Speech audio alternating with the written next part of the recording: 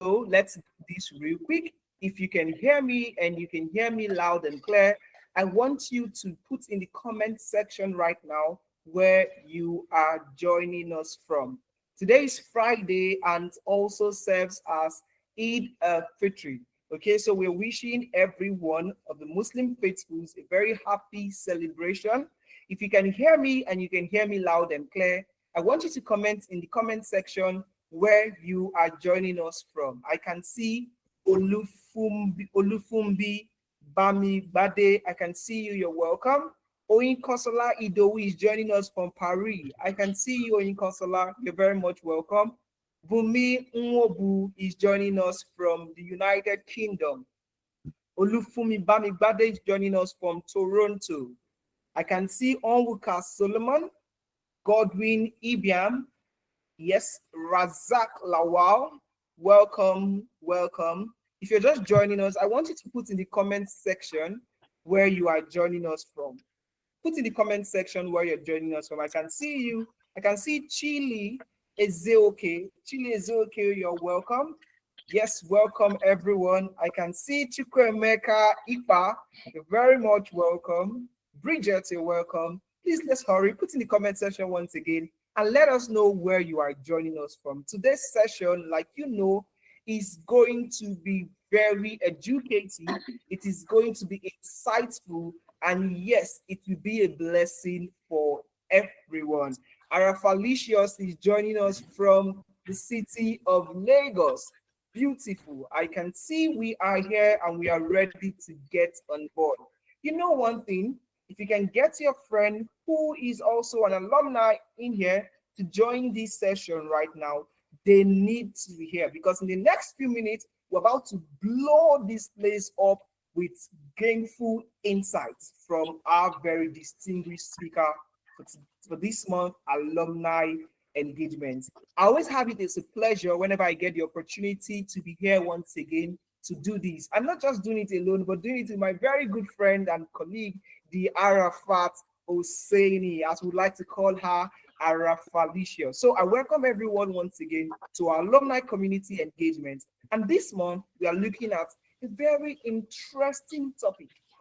This is a topic that arouses curiosity. This is a topic that drives conversation. And this is a topic that is very important for everyone. And people in the tech space, tech professionals that you are not left out of this conversation at all. As you can see on my screen, and as you've seen throughout the communications and infomercials, financial planning for tech professionals. We're looking at wealth building, investment, and side hustles. Wealth building, investment, and side hustles. The truth is that, yes, tech people are making money. But you see, there is this school of thought that tell you it is not about how much you make, but how much you save. Something in that line. Do you get it? I believe you've heard that before. And the truth is, to a great degree, that has been proven through time and again. So we have tech guys, you are earning the money, you are earning cool money, all right? But then it is important, how do you build yourself financially? How do you become that individual who is financially up, who is financially stable, and who is doing very well with his or her finances? And through the conversation we'll be having today with our distinguished guest, Aderimike Lala, who often and unfold with us how we can be able to achieve such path on wealth building, investment, and also side hustles. Who doesn't like the idea of side hustles? Well, today we are going to know in the course of it. I can see some of you who just joined us right now, and yes, it is important that we get the ball rolling right away. Yeah. Let's see what we have today. You know us already, but why not?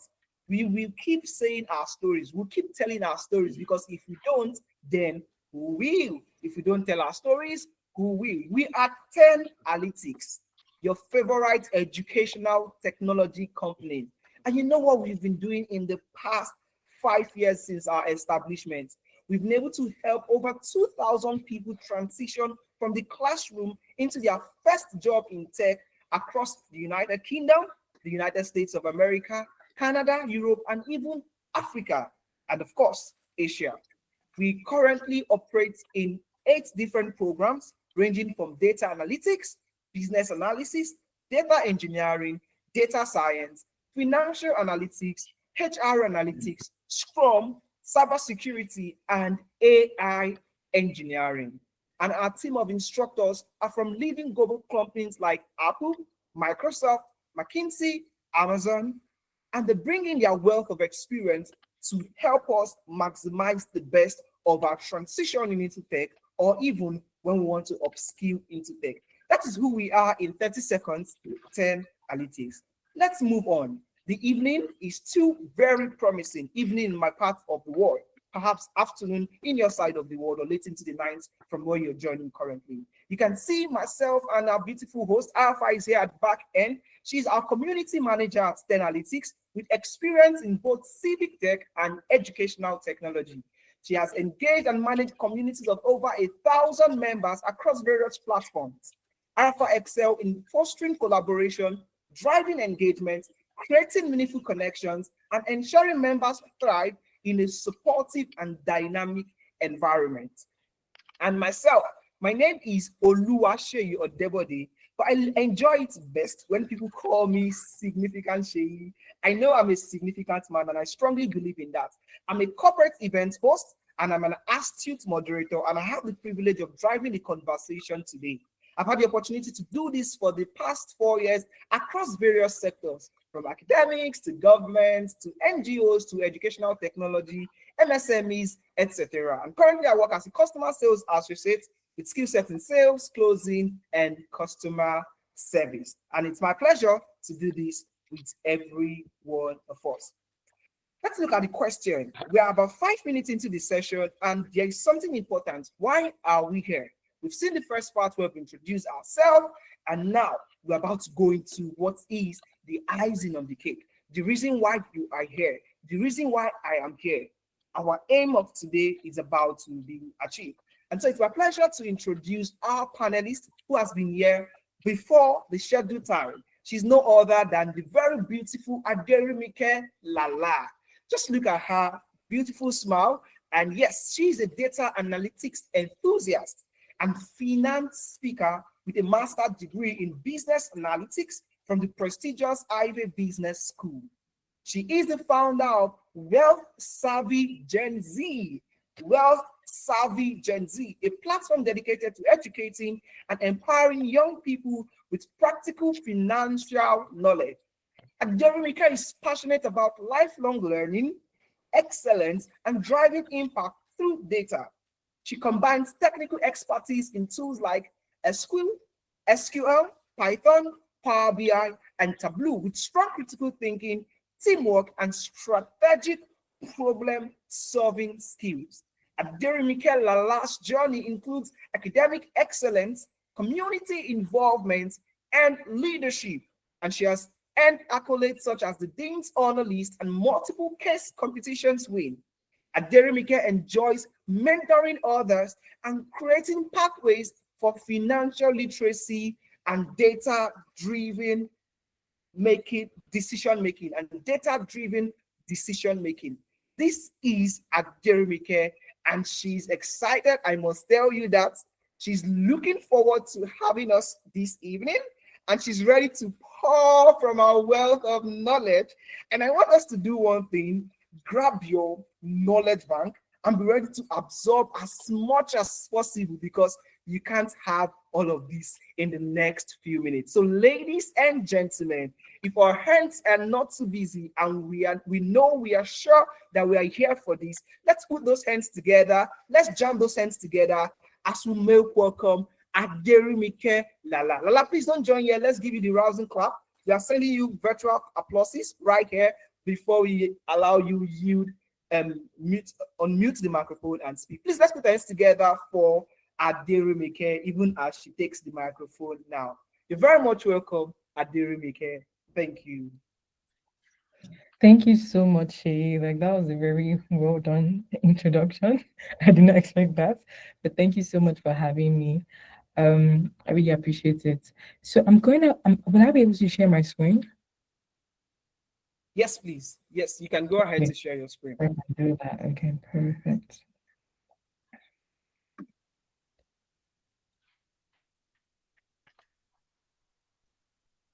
Okay, perfect. Yes. So, as everyone, my name is Rimi. My full name is Aderin Kelala. Okay, I'm talking to probably mostly Nigerians, so I can say my full name. I live in Canada, so a lot of times people call me by Rimi. And so that's the short form of my name. So outside of like talking about money and like my career, I like to travel and I like to do adventurous things. I also am a Christian, and one of my favorite person is Serena Williams. Like that's like my role model. I always say that if I did not end up in the field I am, or I had opportunities, I'll probably become a tennis player. That's a little bit about me. So now, let's get into personal finance, financial literacy. And I always try to start with what is your why? Because a lot of times we keep hearing, oh, start investing, start doing this, start saving, start doing this. But a lot of people are taking on other people's goals for themselves. They're not thinking about, okay, what do I want? Do I want to retire early? Do I want to be able to live a certain type of lifestyle? Or maybe it's even for their kids. A lot of people don't sit down and think about what their why is, and they just go for, okay, everybody is doing this, let me go and do this. Everybody's buying house, let me buy house. And so the first thing I'm going to ask you is, what is your why? And I don't know if people are able to communicate or like respond in the chat. What is your why? That would be really, really nice. So if you can just let me know what is your why when it comes to financial literacy, financial knowledge, and building wealth.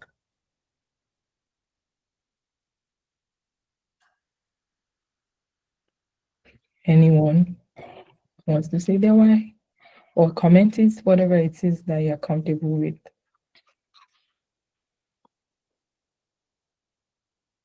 Olufumi, Nobody do has you want why to for speak? financial literacy. Olufumi B, you can unmute yourself and speak. Okay, I think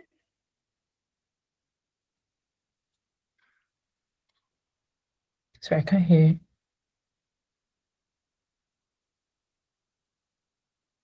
I thought Olufumi wanted to speak, but she's not speaking. Okay, somebody in the comments already said that it's Response in the comment section. Ada just dropped a yeah, response in the comment section. yeah, One that's of my right. ways to have free time for my family Mm. Yeah, and live that's a while good why. living Like my at the end of dream the day, and a picking comfortable life. what yeah, thank you so much for reading that. So that's a good way to start. Like you want to have time for your family. And the reality is that if you keep working every single time, day and night, trying to make the money, the years will pass you by and you will not have enough time for your family. So that's a good reason why you need to know financial literacy. So one motivation I'm going to start with is um this story of this woman that I read on Zikoko Mag. So I'm going to share the link so you guys can read it any single time you can. But this is so inspiring because she's a Nigerian woman that retired at the age of 53 with over 1 billion naira in assets. And how did she do it? She just started early. She started early in 1998 when she was 26. She started early by saving, investing, and that's how she built it. Now, a lot of people will say in today's day, how possible is it to build wealth? It is still very, very possible. And something that I always say is that with a 9 to 5, it's very, very possible to build wealth because this woman literally built this with a 95. She didn't have a business, she didn't have a startup, she didn't have nothing like that. And she was able to save and invest over 1 billion naira. 1 billion naira is going to keep her for a while as long as she manages her money well. But that's my point. It's very, very possible. Don't ever think that you cannot become wealthy. I think that's one of the mindsets that we need to shift. Don't ever think that being wealthy, building wealth is for select few. You can do it as long as you set your mind to it and you have the skill set to know what you're doing with your money. So when it comes to financial planning, there's like 5 major pillars that you need to know. One, know your money. Two, save regularly. Three, invest, invest, invest. You can see the emphasis on investing because investing is very, very important. Protection and insurance. This can be life insurance, whatever, having a will, whatever it is that makes you feel at peace. And another one is planning for your future. One life changing thing that my dad told me when I started working was that from your first day, start thinking about your retirement because that's going to guide your decisions when it comes to your money and when it comes to investing. Thankfully, I come from a family that they were pretty financially literate, and my dad was very, very good with teaching me about finances. But I also developed the interest in it. That's why I'm able to talk to you guys about it today. On that note, let me just give a brief story of myself. I know, yes, Shay, you already mentioned a little bit about me, but I live in Canada and I moved to Canada about 5 years ago as a student. I came as an international student and I had to take student loans. So I took about 25K in student loans and I've been able to pay it off since then. And I didn't take student loans with like 1% interest. I'm talking double digits interest rates. That's what my student loan was. But then in once I graduated from school, within a year, I was able to pay that off. And that's because even before I left Nigeria, I set a plan on how I was going to pay it off. Not because I was earning the most. When I finished my school, my first salary was about 60K. And that was the least, that was when I thought I graduated. That was not the amount I thought I was going to be earning based on the course I did. But then with that, I was still able to save and pay off my student loan on time. So I've had a lot of privileges, but then I've also had my fair share of things I've had to walk through when it comes to finances. So let's go to the next slide. So people like to talk about so remember I talked about knowing your money, saving regularly, and all of these things. This book, The Millionaire Next Door, is such a good book. There's another book I also recommend, The Psychology of Money. But The Millionaire Next Door is such a good book because it it was based on a study of millionaires. And so it wasn't just somebody sitting down saying, save, do this. It was actually a study on millionaires and what they've done to build millions. And something that was very, very important was that all of them prioritize their planning for their financial future. Nobody that was a millionaire there did not know anything about, like, none of them said, oh, I don't know how much I'm earning. All of them knew how much they were earning. All of them knew how much they were spending, even though they were millionaires. And I mean, double digits millionaires. They had an idea of what their household budget was. And so that's something that you need to know. You need to be aware of your money. A lot of times we're so used to being like comfortable when you start earning a certain amount of money. And I know with tech workers, you're earning the higher income class. So you feel like, oh my God, all is well with me. I don't need to worry. But you need to know about your money. Even if you're not worrying about it, you need to know what you're spending, how much you're spending, how much you're paying on your rent, your mortgage, know about your money. So this is such a good book to also read if you're a reader and you want to learn more about just like what people do and habits that millionaires do have. So now, income. When it comes to the foundation, I'm going to be walking through all of the pillars I mentioned in the beginning. And so when it comes to income, income is the foundation piece because if you don't have any form of income, what are you going to save? What are you going to invest? You cannot do none of that if you don't have an income. And so having an income is very, very important. So it can come from a 9 to 5, it can come from side hustles, it can come from side projects, side gigs, whatever it is, but have a source of income. And with 10 analytics, yeah, I think I pronounced that well. It feels like they're equipping you with the high skill sets that will help you get a higher income level, which is very, very important. Another thing is having multiple sources of income. In today's day and age, it is very, very hard for you to be able to survive and do all the things you want to do on one income, unless that your one income is like big money. But lots of times, most people need multiple sources of income, and that's why side hustles come in. So side hustles, I won't say I'm like the best person to talk about side hustles, but I'll say side hustles are definitely something that you have to think about.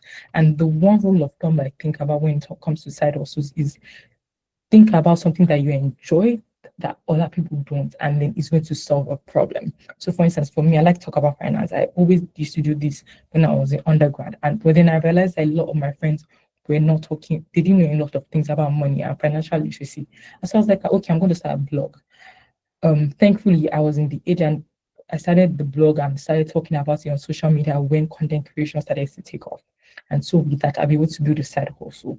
And I also have digital products. In the beginning, I did not think I was even going to earn money because for me, it was more of a passion. But then from there, streams of income has come out. So start with something that you enjoy, but not just something that you enjoy as a hobby, but that solves a problem. If it does not solve a problem, it's hard for you to make money from it. So that's my major spiel on side hustles. But think about income, high sources of income, multiple sources of income is very, very important because this is the base to even achieve any of these things that we're saying.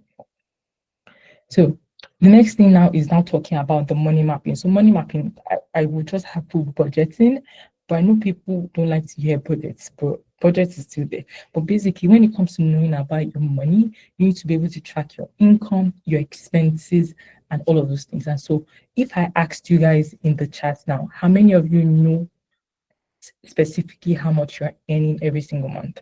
Can you let me know how many people know? I don't know. Can you do a raise hand function or a comment in the chat?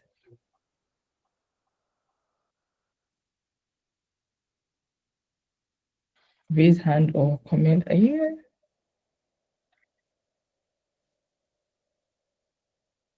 Perfect. Okay, somebody responding. Because it's possible that a lot of people don't know this number, and then that's why there's not a lot of people responding. But then that's what I find when people come to me. Perfect. I like that people are saying they know. When people come to me and we do a financial, like we have a conversation, the first thing I ask them is, okay, what is your income? And half the time, most people don't know until we now start saying, okay, this is how much you earned this month, and then okay, this is how much I spent. It's also then the worst one is people don't even know what they're spending until you I go through it line by line with them, and they're like, oh my God, I did not believe that I was spending this much money. And so, know your money, know your income, know your expenses is so important. And so, the first exercise I like to give people is like, especially if you have no idea, is to give yourself a month. You can use a notes app or even paper and pen. Write down every single amount you're spending. So you start from your bank statements. You may not be able to like track as you're tapping or you're paying cash, but your bank statements will help you see it. So you go to your bank statement and say, okay, for this month of June, this is how much I spent at the end of the month. When you see it, that's when you now know, okay, how much could I have been saving that was just throwing away? So knowing your money, tracking your expenses is so important. And there's different ways to do this through budgeting system. People always are scared of budgeting because they think it's restrictive, but it doesn't have to be restrictive. It can be whatever it is that you want it to be. I always say this that budgeting to me is like when your mom is telling you that okay, there's food at home type of thing. Because it's like until you finish what you're doing, there's food at home for you to eat. You can figure out something else to do with your money versus spending it on whatever it is that you need to do. So budgeting just helps direct where your money should go to based on your preference and what you like. So there's zero-based budgets. Zero-based budget is when you're giving your money a job, like every single dollar down to the 1 cent. So you're going to say my rent is this amount, my groceries is this amount, my rent, I mean my mortgage is this amount. How much I'm going to save is 500, and everything at the end of the month you have $0 left. That means your budget is at zero because you already assigned a job for every single money that you have. Another one is the 50-30-20 rule, which is 50% to your needs. Yeah, 50% to your needs, 30% to your wants, and 20% for savings. So if you feel like that is a more workable system for you, you just need to know, okay, this is my income and do the percentages to find out how this will work for your budget. Another one that is really good is saving first, and a lot of my friends use that. I'm more A type where it's like I want to see every single dollar. So I'd like to do the zero based, but a lot of people do saving first. And what this means is that they just have a goal to save maybe it's 50K, that's naira, or maybe it's $1,000 or something. And once they save that money, the remaining thing is cool. They are fine with spending it as they like, as long as they're not taking any type of credit card debt. So that one is very, very easy to manage. As long as you're hitting your saving goals, you decide that okay, I want to save. So I'm talking dollars now. I want to save 10K this year. So as long as you're hitting your 10K goal, you're fine with how you're spending it. So that's saving first. So decide what works for you, really. So now I wanted to share about one easy way that I've learned how to budget. And so this is, I read a book which was very, very inspiring. And then that's how this format came out to be. And so this is when you figure out, like, first of all, what is your non-avoidable expenses? So examples of non-avoidable expenses are things like rent, food, utilities, debt, gas. If you have children, childcare, those things you have to spend on them every single month. Another one is now negotiable expenses, and these are other expenses. And you do this after you have an idea of how much you're spending every single month. So after you don't exercise to say that, okay, I'm going to spend, I normally spend this on this, this on this every single month, then you can do this exercise. So negotiable expenses will be things like self-care, eating out. Maybe you're going to restaurants, you're ordering, or you're shopping for clothes, or you're going out for activities. So those things are things that you can do without. If peradventure you're on a strict budget, if you don't do them, you're not going to die, or it's not going to affect your quality of life in that sense. And then from there, when you've outlined this, then you're going to categorize your negotiable expenses into happy spending versus sad spending. And so this one, you have to be very, very realistic with yourself and be like, okay, what makes me happy? What do I know like spending on? So happy spending can be things like self-care, fun things, activities. Maybe you enjoy shopping or you enjoy going to restaurants. You want to go to all the latest restaurants. You want to do that. And then that makes you happy. Like you don't have a problem spending on that because that's a priority to you. Sad spending, on the other hand, is something that when you do it, you're just like, you're angry that you're spending the money. Like sometimes it may be in need, but it's like, why am I spending the money on this? For me, Ubering is a sad spend. Like every single time I have to Uber, it annoys me so much. And I spend a lot on Uber because of convenience. But I'm just like, why am I spending this money on Ubering? So that's a sad spend that I'm always trying to cut every single time. So figure out what this is for you. And then that's how you know that that is the category that you need to reduce your expenses on and that you could save money from. So now the phase three is to identify your saving threshold. So once you figure out your phase one, your phase two, now you can see what the balance is, the balance amount to your income minus your proposed expenses. The remaining money is the amount that you can possibly save. And then you can put the threshold. So maybe you've done the math and you said, okay, my income is about $2,000, my expenses are about $800. That means I have about 1, 2 to spend to save, possibly. So that one too, you can put your threshold to now be like 1,000 or 800 because you're like, even if anything happens and I spend above my normal expenses, I want to save at least 800 or 1,000 every single month. And so put this down somewhere and ensure that you keep going back. You can't just do this exercise one time and keep it moving. No, you have to keep going back to ensure to see how you're doing. So now, when it now comes to saving money, so we talked about income, um, tracking your money, knowing your money. It's very, very, very important. Then let's talk about saving. So saving is another thing that is like the bedrock of everything. If you cannot save money, you cannot invest. It's hard for you to invest.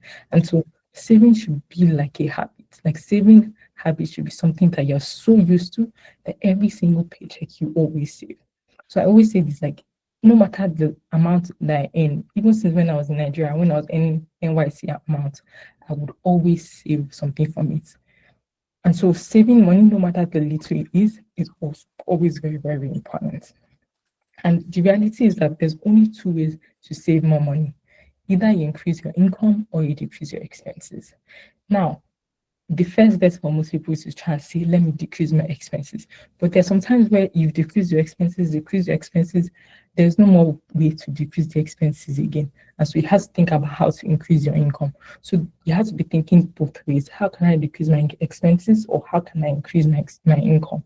Is it Ubering, doing Uber Eats, whatever side hustle, side jobs that are bringing extra cash, do it to get that extra income to save more and save for your future. Yeah. So I want to talk about actions and habits that will help you stay saving because some people they'll say, okay, I'll save this month, they'll save next month, they'll not save. The first thing to do is to pay yourself first. And what this means is that when your income comes in, the first money that is going out is your savings amount. Not that you're going to wait till the end of the month to save. If you wait, there will be no money left to save. So you save the first, once your income or your paycheck comes in, the first amount that is coming, that is going out is your savings. Then the remaining you can survive on it. Next thing is to automate your savings. Wherever in the world you're in, Canada, Nigeria, there will be tools that you can be able to automate your savings that immediately the income comes in, the money can easily get transferred to that account. So automate your savings if possible. Next one is to have separate accounts for your savings. So I like to recommend high interest savings accounts, and I'm going to show you guys some of that in the next slide. So high interest savings accounts are accounts that give you higher interest compared to your regular current accounts or checking accounts. Another thing is to start small. I think when people think of the idea of saving, you're thinking, oh, I want to save 500K now. That's Naira. Or oh, I want to save 1,000 now. it does not have to be that crazy. If it's $200, $50 that you can save consistently, as long as you keep it consistent, just start doing that. And then as your income increases, you can keep adding more. Another thing I always say is that yes, save, save, save, but also reward yourself. When you hit your goal, reward yourself. When I quit my student loan, I went out to go and eat for lunch for dinner because that was a big feat. Reward yourself when you hit a certain goal. It's important. So now, ideally, this is how your saving journey should be like. You should have like an emergency fund. So I don't know if anyone has heard of an emergency fund here, but an emergency fund is the money that you put aside for emergencies. So that means like it's almost like your fixed money that if anything should happen, maybe for instance, if you lose your job or for instance, your car suddenly develops a fault, you have that money somewhere to be able to spend. So I always say you can start with the have emergency fund. And so when it comes to determining the amount for your emergency fund, it should be 6 to 12 months of your living expenses. So for instance, if your living expenses, and I'm talking about the street things, remember I talked about negotiable and non-negotiable expenses, the non-negotiables that I'm talking about. So your rent, your groceries, food, all those things, the things that you actually need. So for instance, if your non-negotiable expenses are 1,000 to every single month, so or 1,000 every single month, so you need to save at least 6,000 or $12,000 as your emergency fund and keep it in a high interest savings account. I always try to avoid people keeping too much cash because too much cash is not good. Like you want to invest that, but a sensible amount that also gives you peace of mind. Because some people they rather see more cash. They want to be seeing 20,000 and be like, okay, I'm comfortable with that money. So pick what works for you because personal finance is very, very personal. Also, you have to think about if you have children and the other things or expenses that could come up. So have a half emergency fund. So maybe our number is 12K. I'll try to save 6K first of all. Then I'll now save the remaining 12K. And then after that, I can start targeting short to medium term goals after I've saved my emergency fund. So maybe okay, I want to buy a car, or I want to buy a house, or who I want to travel, things like that. And at the same time, you start thinking about your future, your retirement goal. How much do you think you want to have in retirement? Because it's very, very important to start thinking about it and starting early. So now, where to save? So as I said, these are some of the examples of places you can save. In the USA, you can save with SoFi, Capital One, or Exos Bank. I think they have some of the highest interest. If you're in Canada, I'm based in Canada, so I definitely have more recommendations. PC Financial, EQ Bank, Neo Financial, Saving Financial, those are good banks to save in. If you're in the UK, there's Atom Bank, Sidekick, First Deposit. In Nigeria, it was quite hard to find like high interest savings account. But I'll say things like PiggyVest, I think, Cowrywise will be places that you can save money with the higher interest. Or if you want to do dollar funds or things like that, that you can save money that is liquid. If an emergency comes in, you can actually get your money fast. That's very, very important. You don't want to lock your money, your emergency fund away, because what's the point of it being an emergency fund if it's locked out? Yeah. So now debt management. So debt management is something that we also need to talk about when it comes to knowing your money, because unfortunately we don't like to see it, but the stats show that a lot of people are in debt. Different type of debts, student loans, credit card. I know I was having a conversation with some international students. A lot of international students, when they come to Canada, the first thing they're going to do is to open numerous credit cards, and they will end up not paying back. And so that affects their credit. So people are in debt for no reason and for reasons, life is reasons. Maybe something happens to them and they just had to get into debt. But then being in debt is not the bad thing. Is not getting out like the bad thing. If you're in debt and you acknowledge that okay, I'm in debt, I want to get out. That is so important. But you cannot sit in your debt and feel like I'm going to continue living my life. That's not how it works, and I don't recommend it, especially if you have high interest debt. Focus on how you want to pay back as soon as possible. If it's low interest, like zero interest, it's fine. Take your time to pay it back and focus more on investing. But if it's interest like 6%, 7%, 8% credit cards, you need to start thinking about how to pay it. Especially if you have credit card debts, my recommendation first is to cut your card and just hold it down until you pay the debt off before you continue to use the credit card. And so there's two major ways to pay back credits. There's a snowball method and there's the avalanche method. So the snowball method is when you focus on your small debts first. And this one, the reason why this one is nice or people like it is because it gives you a momentum to finish up the rest. When you're able to, for instance, you had three debts, maybe a 800 credit card debt, a 2000 car loan or something like that, you focus on the 800 credit card and pay that one up fast because that will give you the ginger to keep going. The avalanche on the other hand is different because this one you're focused on the one with the higher interest rate. And so this one I like is because you end up paying lower interest at the end of the day, but do what works for you as long as you're paying off the debt. And another thing to note is that I'm not saying that you should be paying the minimum. No, you have to pay more than minimum to pay it off. You can't limit yourself to the minimum amount. You have to pay more than the minimum to pay it off. And this even ties into even family debts, maybe your own friends, family, things like that. Plan to pay people off, like plan to pay people back their money. It's very unkind to borrow money and not be able to pay them because people have use of their money. They may not be able to communicate it, but they do have use of their money. So it's very, very important. Now let's get into investing. I don't know if like questions are coming in, but like I would answer the questions at the end, so I have more time for that. So why should you invest? Sorry, I want to say something, Remy. Can I call you Remy, like you prefer? Yes, sorry. Okay, so if you could please project your voice a little more so that we can Oh, hear okay. you more. Thank you. Oh, you can't hear me? We can, but it's a bit low. No. Okay, then that's fine. I'll try and increase it. Yes, okay. So another question is why should you invest? A study by the National Bureau of Economics Research showed that households in the top 20% of income earners are more likely to own stocks or other investments.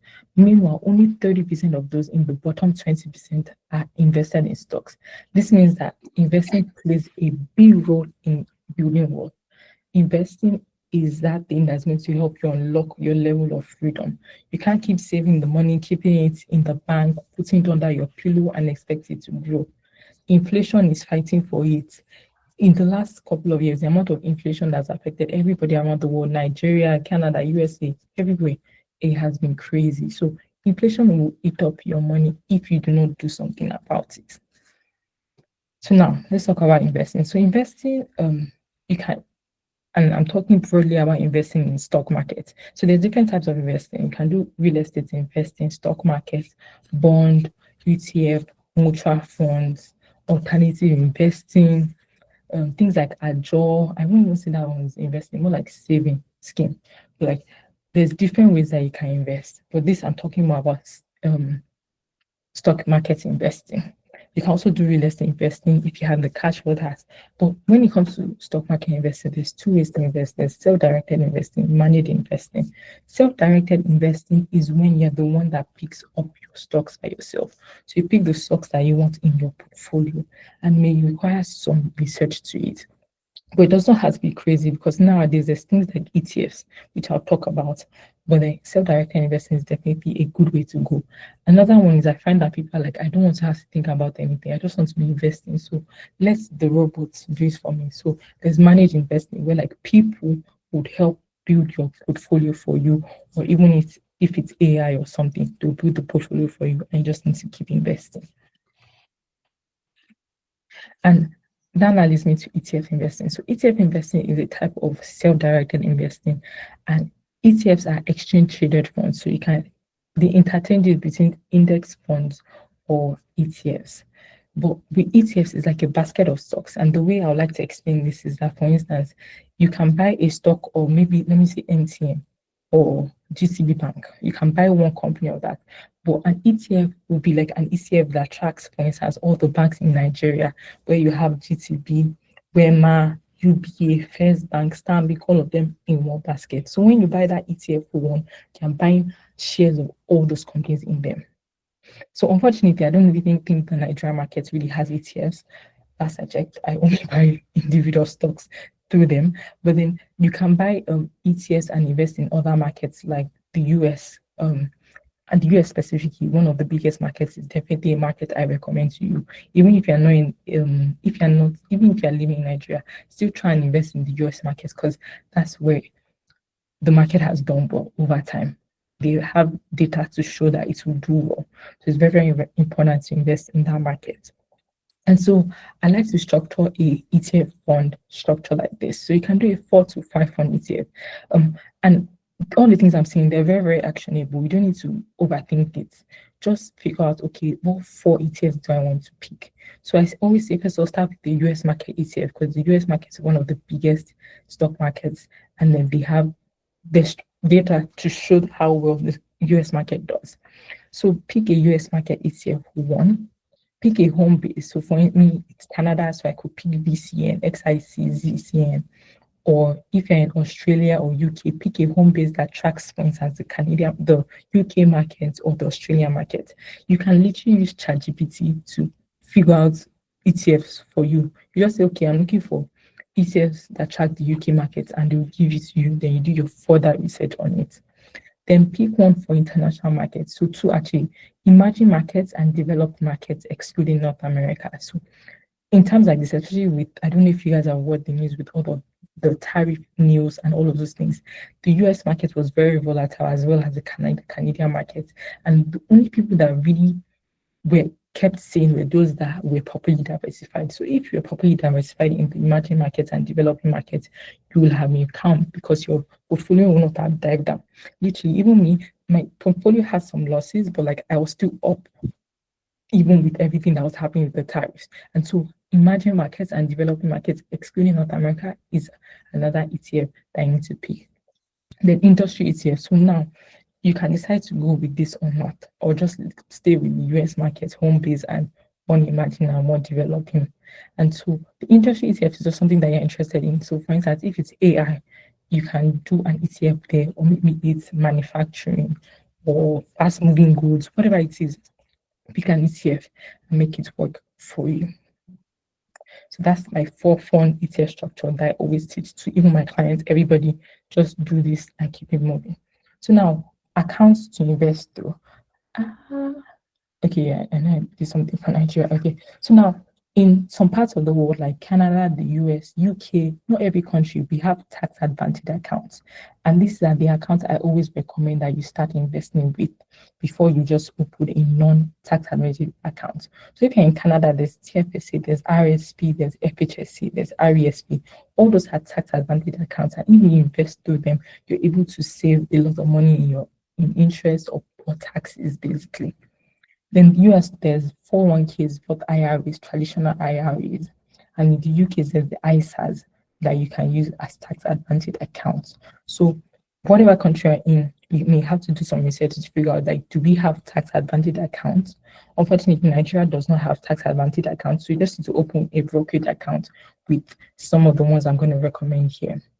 So now, when you're investing through your tax advantage accounts, these are the platforms that you're going to invest on. So USA, you can do Robinhood, Schwab, Fidelity, Public, SoFi, Canada, World Simple, Quest Trade, National Bank Direct Brokerage, TD Easy Trade, UK Trading 212, eToro, Vanguard, Revolut, Invest, and Nigeria, Bamboo, Chaka, Meristem. So I use Meristem to buy Nigerian stocks just because I still want to be invested. A lot of people say there's no need for it, but I have a plan. So I still buy Nigerian stocks and Bamboo. I know my parents, my siblings buy the US market stocks through that because I don't need to use that. But these are the ones that I'm sure that are good. Yeah. So now that brings me to the end. I don't know if anyone has any questions. I'll try to share the slides if there's a need for it. But these are places that you could find me. My blog, I do a lot of blog posts on like saving, investing, all those type of things. whatsavigenz.com.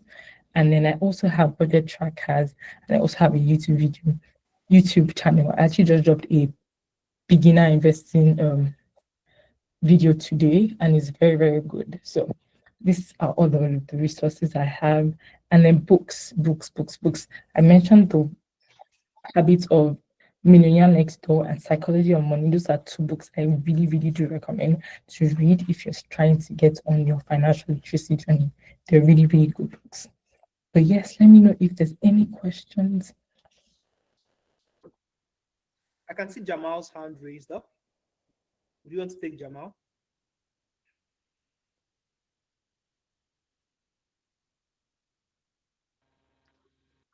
I can't hear. Uh, I don't know if can I speak now. I think you can hear me, right? Yes. In fact, I'm really happy that I'm here today, and I just have a question. You know, for someone in Nigeria, like you're like everything you said now, I believe you know more about Canada, US, and UK.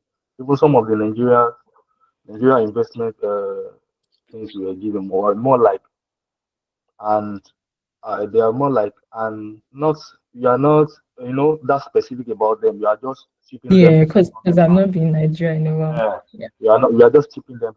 So for someone that is earning about 600,000 naira in Nigeria and had no knowledge, I'm I'm saying someone. Let me just say direct, like someone like me. Imagine someone earning about 600,000 a month and at the end of the day not being able to save up to 50,000 naira. Not, in fact, you are like eating out and all of that. At the end of the day, you will I'll notice I did not even get a pair of shoe for myself. So, and I've written some things down, and I really love the session and the presentation. But I just want a kind of direct advice, because I will go to your YouTube channel and I will always follow up. But I just want to hear something from directly from someone like you. But I've been looking for Nigeria uh, stuff, and they're just like these things are just like options, and they were not like the main. But I just want to hear more because this is what is draining me. Actually, it is draining me, and I'm very happy that I'm here for this kind of topic today. So that's my question. Now, what advice would you give to someone that is earning, let's Yeah. say, 500,000 in Nigeria? Yeah. So are you saying 600,000 a year No, 600,000 naira in a month. in a month? Okay, 700,000 a month. Yes. Okay. So the reality is that um Nigeria is not in a good place right now. I'm not going to lie, genuinely speaking. But I will say what you need to do is, first of all, have an idea of how much you're spending. Yes, you already said that you are unable to save 50,000 a month, but have you gone into see specifically where all your money is going to when it comes to rent, family, all those things? Where is the money exactly going to? I think that's the first thing I'll say you should do. Yes, it is actually family. As Family. a yeah, because I'm just like more or less like the only person that is doing the work And of the father and the mother. We are four guys and no father, no mother. So I have to just bear all of that. But at the essence of that, I'm still single. I have to save up for my you have family. I have to to for your pay for future. myself and all of that. But I Yeah. don't think it's working right now because, and I'm like, if I die, these people will just leave and they'll sort this in some way. But I just can't bear I'll feel guilty when, you know, Yeah. taken after. I don't know how to stop this kind of So, feelings so and all I of can that. talk a little bit about black tax. So that's what we call black tax, when like you have to, and the reality is that especially when you found yourself in a place where it's like your family has sacrificed on you and you're the only person bearing it, it's not easy to be able to say no. But something I'll say is to try and uplift your family. So when it comes to family specifically, yes, you may feel guilty that, oh, okay, I need to give back to them. But something you can think about is how to uplift them to start earning money. So if you like, need to pay for a course for them to start making money, think long term and think about, okay, what can I do, invest in them right now that they will be able to stand up on their own in the next few years? Because you don't want to be carrying the burden forever. As you said, you want to save for your future, for your family. So think about, okay, if it's a course, a trade, or whatever it is that they need to learn, that they will to upskill themselves. And when it comes to to even like extended family, try to be able to say, okay, this is how much I can give right now. It's not easy, but you have to start creating that boundary now, because when you even enter a marriage or you enter a relationship, you don't want to be the person that is carrying all your family's things, and even your own immediate family will be suffering. So you need to start creating the boundaries. But first of all, ensure that you're uplifting them to be able to make money for themselves at some point. That's the big thing. Once you're able to do that, at some point you would relax and you won't need to give them money again. And then from there, you can now start thinking about, okay, I need to start saving, start looking for, maybe it's dollar funds or whatever it is, um, fixed deposit. That's where you can start from before you now start dabbling into investing and understanding that market. That's what I'll say you should do.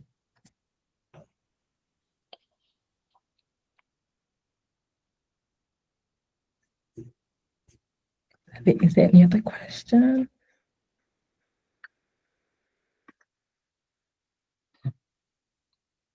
Can you see Olariwaju's comments, question in the chat?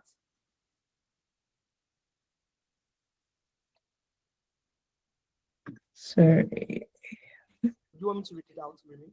Yes. All right. Olayemi Olariwaju says, can you talk about PiggyVest and how they are able to pay such interest rates in Nigeria, whereas other commercial banks cannot match those interest rates? Oh, okay. How they're able to pay such high interest. Okay. So the reality is that smaller banks, they don't have. Okay, let me explain how best I can explain. Bigger banks have bigger budgets and bigger sources of income.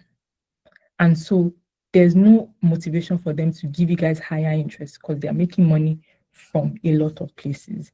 And so there's loans, they're servicing loan, they're doing all of these things. And so there's no motivation for them to say, okay, they need more customers to give them higher interest versus smaller banks. Smaller banks are small, and so they want customers. That's important for them to be able to make money. And so the motivation there is to continue to give higher interest. So they're going to get more customers in to be able to make more money. That's literally the concept. That's the same thing that works in Canada too. Digital banks, the smaller banks give higher interest than traditional banks. I don't save my money in traditional banks because they'll give me 1%. What do I need that for?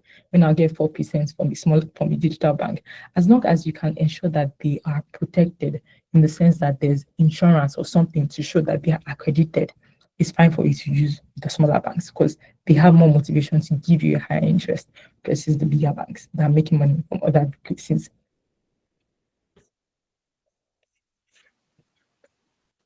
Yeah, digital banks in Canada. So I gave some already, but I said EQ Bank, PC Financial,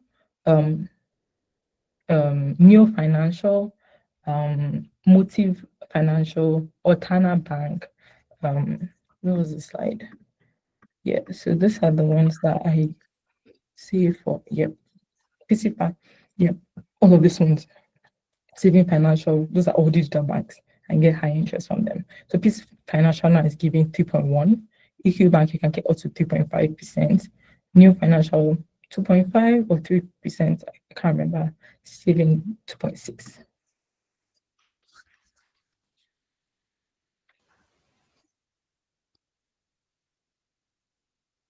All right. Do we have any questions? Okay. Akuchi Nwankwo is saying, can I invest in Canada even though I am in Nigeria? I would say there's no need for you to invest in Canada. You can invest in the US. The Canadian market is not that crazy for you to want to invest in the Canadian market if you don't live here. You can invest in the US market, and you can do that through Bamboo. I know Bamboo very well. I know people that use it. My family members use it. So Bamboo is a good place to invest in the US market. And literally, you can find these ETFs there. Because I think I checked. Not this one, but you can find VOO. So VOO is another. That's why I also mentioned ChatGPT and Google. You can use all of this information I give you. I just say, okay, I'm looking for the equivalent in US. VFV, the equivalent of this in US is VOO. All of this are similar. VUX, that's the equivalent in US. This is the Canadian version, but it's targeting the US markets, just that you buy it in Canadian dollars. So Bamboo is a great place to invest. So per annum or monthly. When you hear interest rates, all interest rates is per annum. Nobody's going to give you 3% monthly. It's per annum. Interest rates anywhere is per annum. But then depending on the money, if you're putting like depending on the amount that you have in your savings, that will obviously impact how much interest that is. But when I say for your high interest savings accounts, this is just for your emergency funds and savings for short to medium term. When we're talking long term, retirement, invest, not put it in savings. So what are the investment options in Canada outside of the TFSA? So I'm not sure I get that question well, but the TFSA is not an investment option, it's an investment vehicle.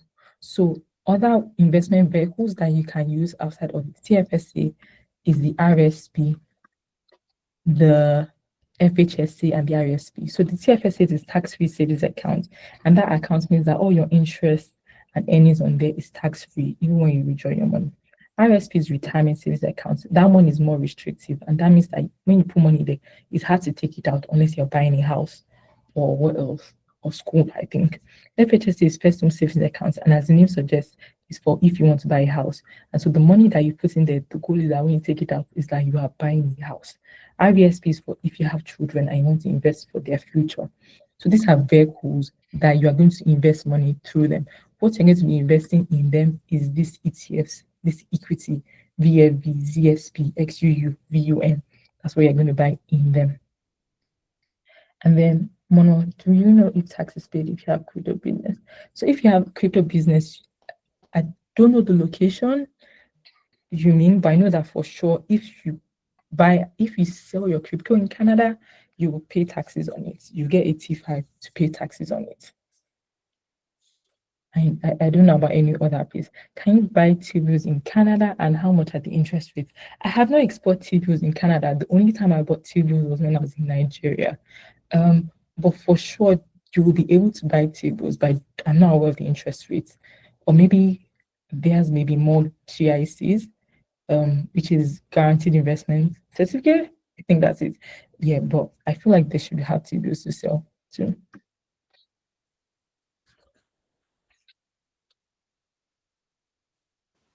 Yeah, so you can send me an email. So if you go to my website, let me put it in there now. So you can reach out to me on there and send me an email from there.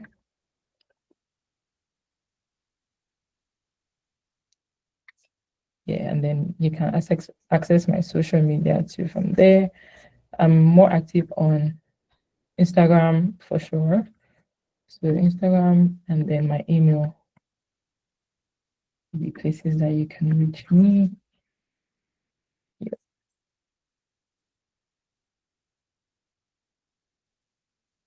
Then is there any other questions?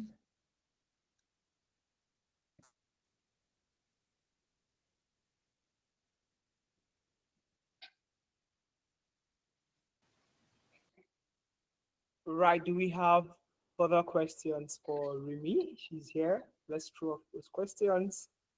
It has really been warm and very insightful in the past few minutes, learning on how we can build wealth, how we can invest, and importantly, is how we can grow our income.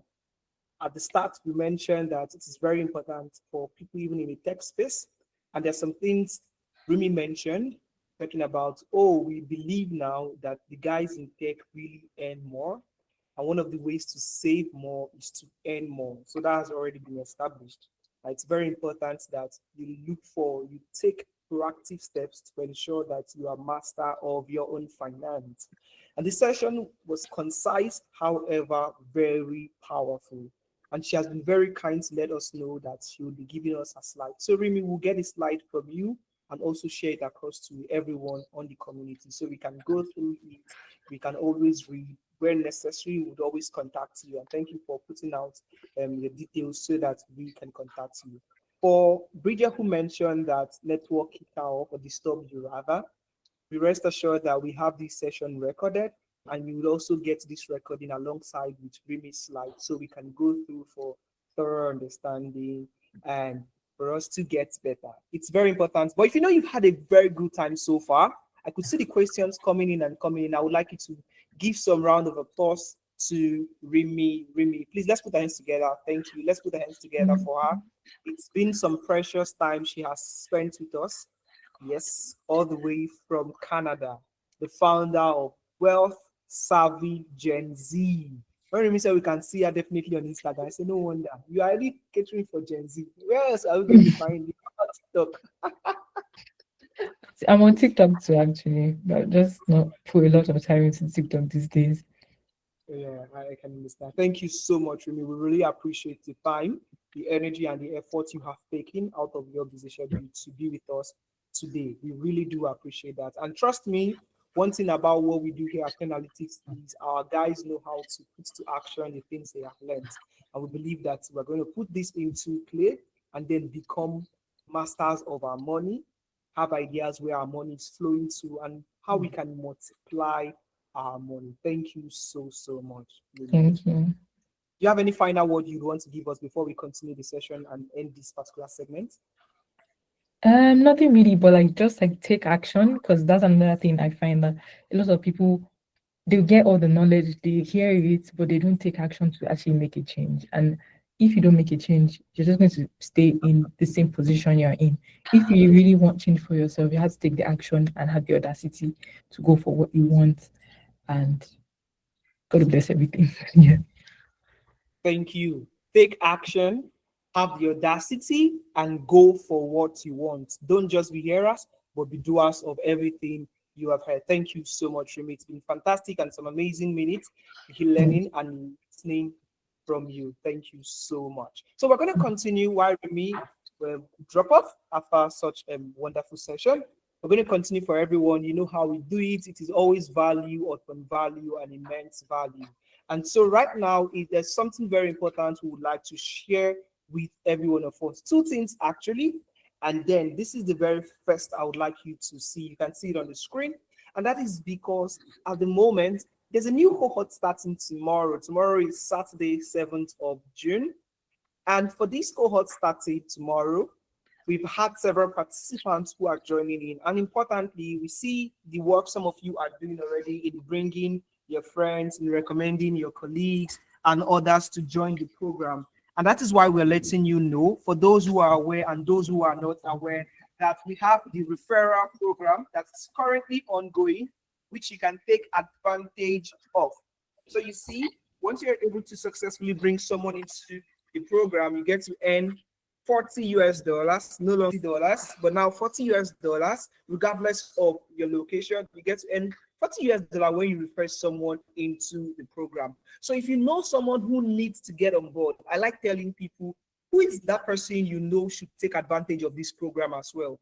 Feel free to share with them, and you stand a chance of getting rewarded. It's our way of rewarding your loyalty. Okay, thank you. Let's not forget, you also get it on the community, the referral link. Please do well to share it across.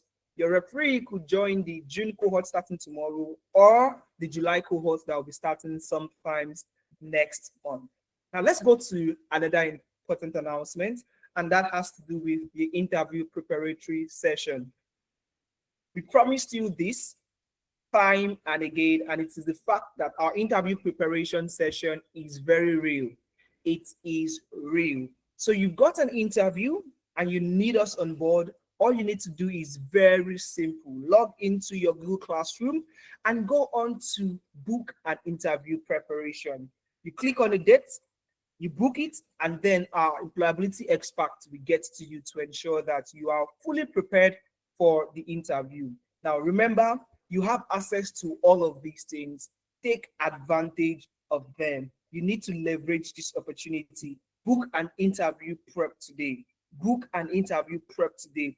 Don't you forget that. You matter to us, and we are always looking at how we can continuously be a part of your success story. If at any point in time you need to reach out, please reach out to us, and we're more than willing to always assist. We are more than willing to always listen. And you know what? You know how we do it. We get your back. We got your back. We got your back. So thank you, everyone, for joining us so far in today's session. It has been amazing so far. If you agree that it has been an amazing session so far, I want you to signify with any emoji of your choice.